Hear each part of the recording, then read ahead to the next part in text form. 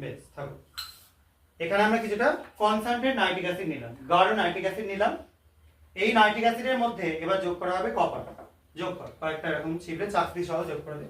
চাকতিটা প্রথমে দে, চাকতিটা নিচের দিকে দে, তুলে ধর এটাকে। আস্তে আস্তে গায়ে গায়ে, হ্যাঁ বেশ।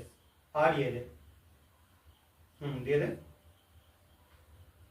বেশ, দেখো দারুণ সুন্দর ব্রাউন কালারের একটা ভেপার তৈরি হচ্ছে। আমি ব্যাকগ্রাউন্ডে সাদা রং দিয়ে দেখাচ্ছি, দেখতে পাচ্ছ?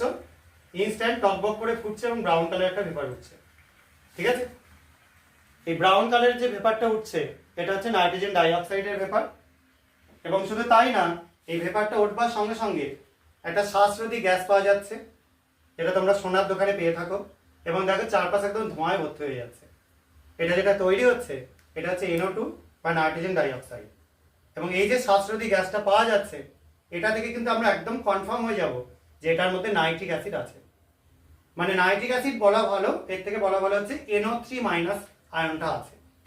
সেটার জন্যই আমরা এরকম ব্রাউন কালারের একটা ভেপার দেখতে পাচ্ছি।